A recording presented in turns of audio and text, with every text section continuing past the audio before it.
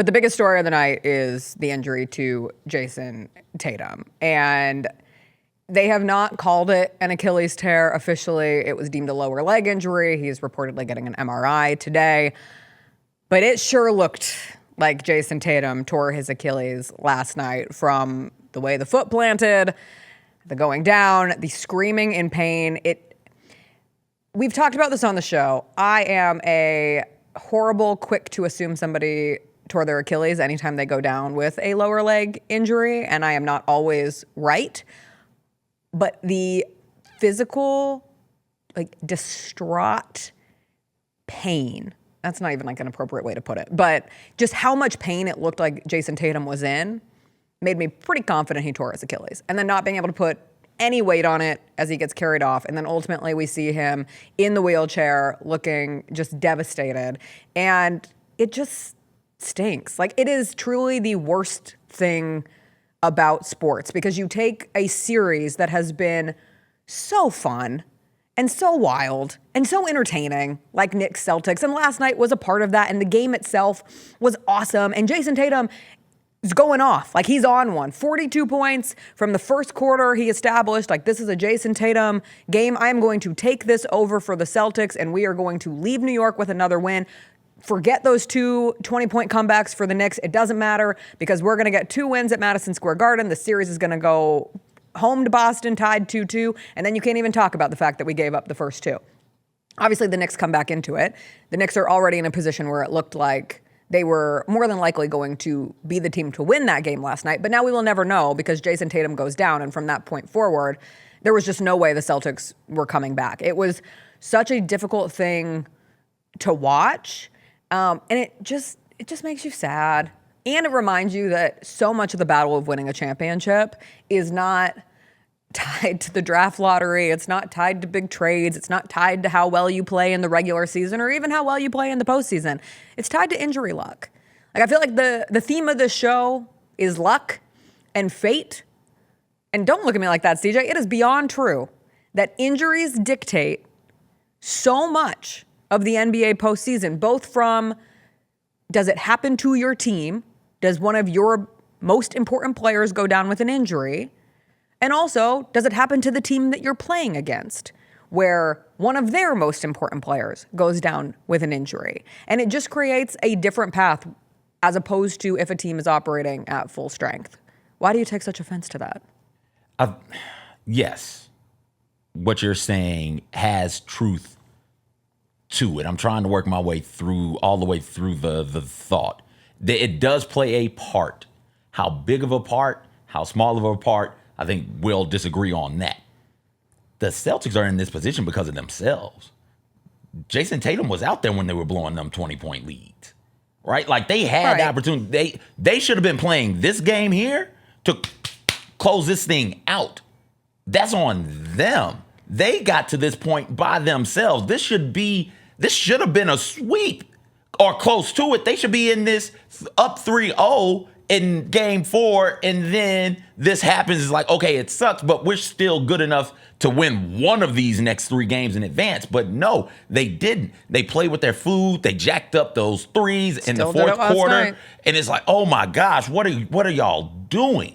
So yes, Jayson Tatum being out absolutely sucks and is going to play a part in the next game. But when I look back and I think about this series, it won't be, oh no, the Knicks only got here because Jayson Tatum was out, or the Knicks got here in large part because Jayson Tatum was out. When I look back at this series, I'll immediately think, man, the Celtics blew all those leads in the fourth quarter.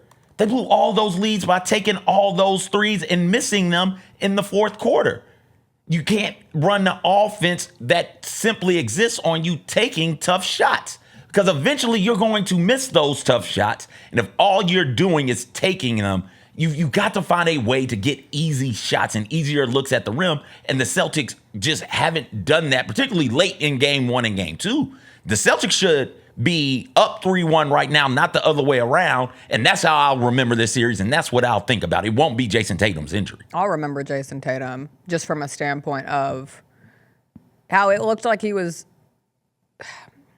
finally beating the narrative last night, right? Like he gets that Superman commercial and they need to discontinue. I saw that commercial this morning and it felt disgusting to watch. Like I felt dirty watching the Jayson Tatum Superman commercial, which I already felt earlier in the series because people were like, wow, this is the worst time ever for that commercial to come out, given how Jayson Tatum has failed to really take over control for the Celtics. But ultimately, going out and playing the way that he did last night, I mean, not just from a scoring perspective, not just hitting, I think he had 7 threes, he had 8 rebounds, 4 steals, 2 blocks.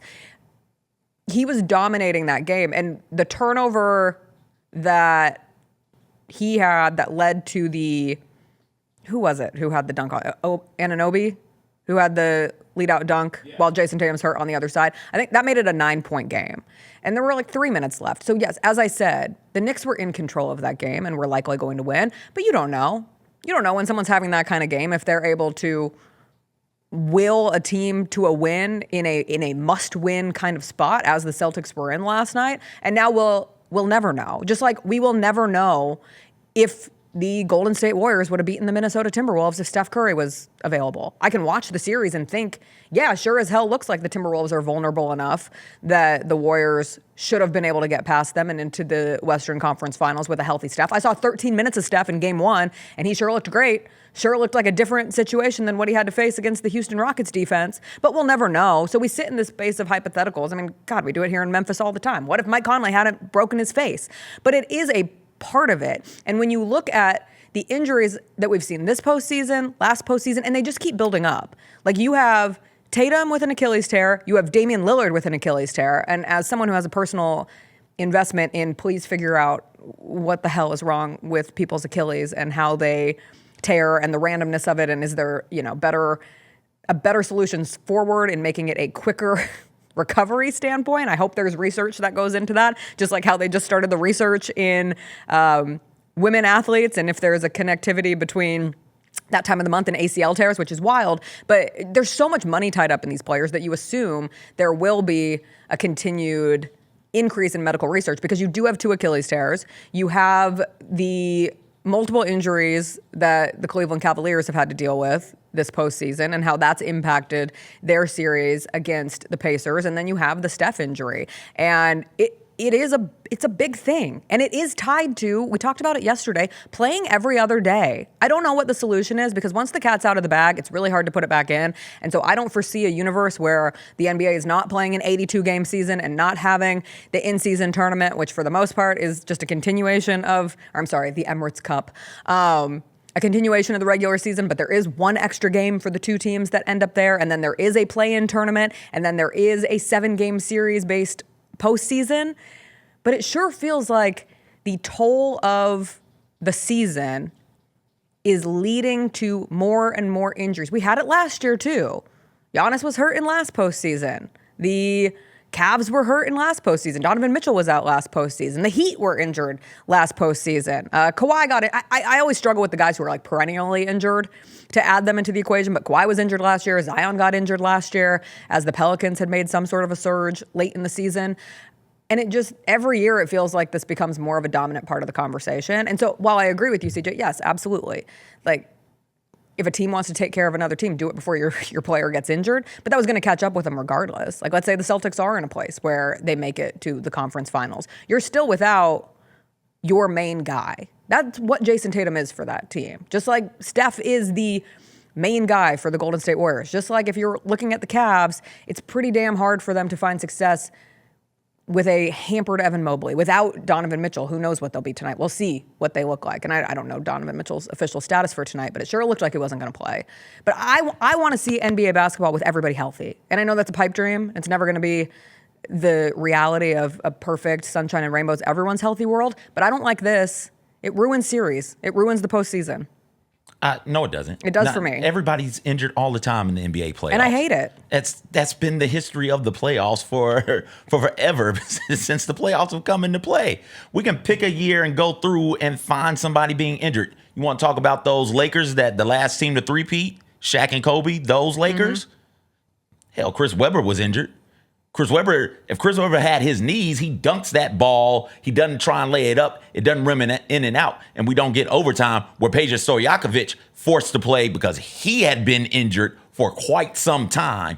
decided, I got to go out there and give it my all. I got to give my team something. And what he gave them were terrible decisions to take threes, and he missed a whole bunch of shots, and he was not able to move around. We want to talk about Kobe's Lakers, where they go out there and they win the first finals that Kobe get without Shaq, because Jameer Nelson is injured in that.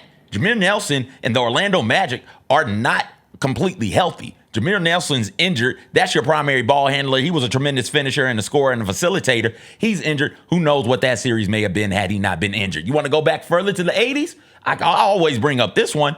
Isaiah Thomas dropped 25 and a quarter on a bum ankle to force Game 7. If Isaiah Thomas has both ankles against the Lakers, Magic Johnson's Lakers, the team that co-ran the 80s with the Celtics, we're not talking about them in that way. We're talking about the 80s as a three-headed monster, which it really was, because the Pistons would have 3 championships in the 80s. We can do this year after year, time after time. Injuries are a part of this thing. They are more a part of this thing than they have ever been. There are mathematic statistics to back that up. Yes, they are. They aren't. It feels like they're more a part of it. There is actual data that says get the data out of here. Okay, fine. Get that out of here. Not data. What am I, a nerd? You think I'm a statistician? Is it stats or is this basketball? You can call it nerds when it comes to analytics for basketball, but when it comes to the biggest faces in the league not being available in the postseason, I'm sorry, it damages your product. As the most right person, you're going to watch it no matter what. You're a fan of basketball. As the most right person, get those damn numbers out of here, Jessica Jane. I refuse. I don't want those I refuse in this case. All I know, it sucks. I hate it. It makes me sad. But you hate it? Yeah, I hate it. Why? Because I would have loved to have seen, even with a Celtics team, let's say the Knicks go on and win that game, and our chat question of the day, who's been the best player of the NBA postseason so far, and 42% of the vote has gone to Jalen Brunson, and that was what my vote went to. Jalen Brunson has been incredible, and he's been incredible in the clutch, and last night he was incredible through and through. And the third quarter takeover, where he is hitting mid-range shot after mid-range shot in a basketball universe where the three is everything, I am seeing Jalen Brunson just attack, find his spots, find his tough spot shots, make those shots, and put the Knicks in a position where, God, by the fourth quarter, they had their first double-digit lead of the series, which is a crazy stat that popped up in the midst of that fourth quarter where ultimately the Knicks build enough of a lead. Jalen Brunson's been awesome, but I want to have the narrative. Could the Celtics come back down 3-1? Could they do it? Now, there's no conversation. To me, it feels done. I'm not a narrative dude, so I don't understand desiring that sort of a narrative. That's fine. When you go out there and play. I enjoy watching. I have loved this Pacers team from the beginning. I have said that. But if you are giving me a Pacers-Timberwolves NBA Finals, I am well aware that we are in the minority of the general sports fans who are amped to watch Pacers-Timberwolves. I'll find a reason. I'll absolutely do it. And I actually don't think that would be the case, because I think it would be Pacers Thunder at this point, or Pacers Nuggets. Whoever wins the series between the Thunder and the Nuggets, to me, feels like they are in the best position to win it all at this point. But God, I mean, this is what we like. This is what I live for. You don't like narratives.